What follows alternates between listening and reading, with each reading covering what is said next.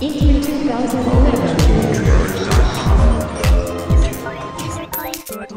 Right now I'm here with Chris Reinhardt from Human Head in for E3 to show us Prey 2. We had the amazing CG trailer last week actually on GTTV, and now you've got the real game. So Chris, tell us about this game. We're seeing some live gameplay behind you here.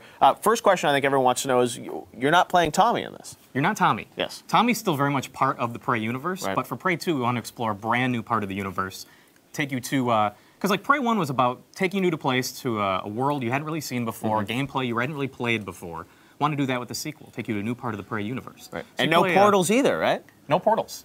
No These portals. are big changes, Chris. Big changes. You play a badass bounty hunter in a Blade Runner-like universe. It's really, really cool. So what are the links to Prey then? I mean, because a lot of people say, well, no portals, no Tommy, how is this Prey? Well, it's Prey because we're kind of exploring both sides of the Predator-Prey relationship. Okay. So Prey 1, Tommy was the Prey. Prey 2, the new character, Killian Samuels, he gets to be the hunter. Okay. So another big aspect of the connection between the two is, of course, Tommy himself. We're not going too much into Tommy. You're like going to be hunting role. Tommy? I don't want to go into that. Okay. But Tommy's definitely very much a part of the game. So we will hear more about Tommy. Tommy Absolutely, has not been forgotten about. The portals have been forgotten. There are no portals in Prey 2. No portals. All right. Laying that on the line. Now, let's take a look at this world. I mean, it's amazing. It matches the CG that we saw last week really well.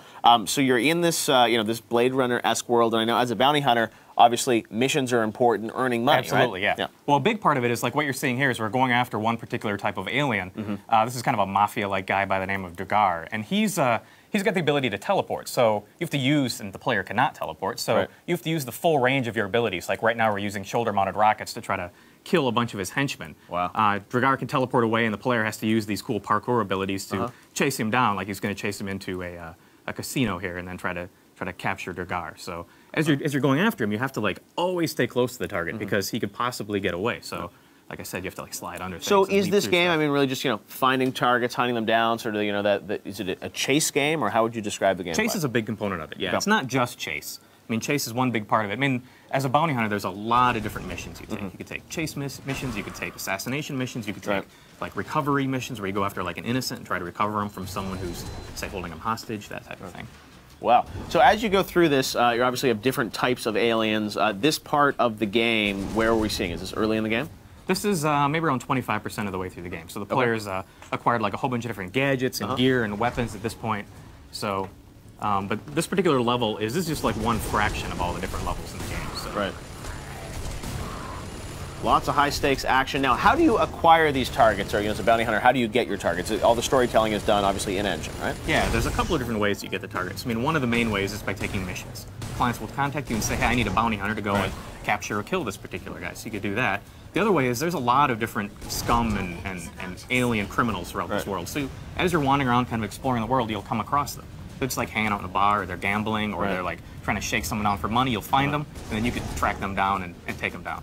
So do you always have to take down the alien? You have to kill them, or are there different options about how you're going to You've got different options. You could capture them, you could kill them. Right. Some guys are wanted alive, some are alive or dead, so you get to choose how you take them down. You might get more money if you capture them alive versus dead. And what are you going to do with all this money? Upgrade yourself. You get cool weapons, cool gadgets. You can use it for bribes because there are various characters. Well, they might have information about other bounties. You might have to threaten them to try to get the information, or if you want to try to take the more honorable route, you could try to bribe them and get the information that way instead of, the kind of threatening route. Now the targets obviously get more difficult as you move on into the game. How does the gameplay change, though? Throughout the game? Yeah.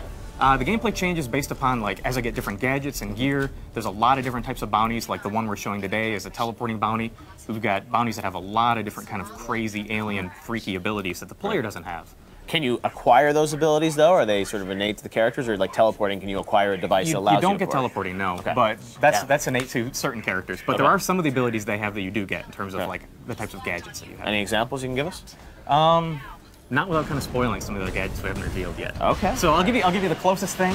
The player gets the ability to get hover boots, so he can kind of hover around in different areas, and there are certain characters that can do that. That's cool. So you take down the bounty, and that's part of the reward. Not just dollars, but you get something cool, right? Yeah, you can get upgrades and gadgets and all that type of stuff. Well, fantastic. It's very cool. This is Prey 2, and it is coming out, I guess, next year, right? 2012? 2012 from Human Head. For what platforms? The big ones, PlayStation 3, 360, and PC.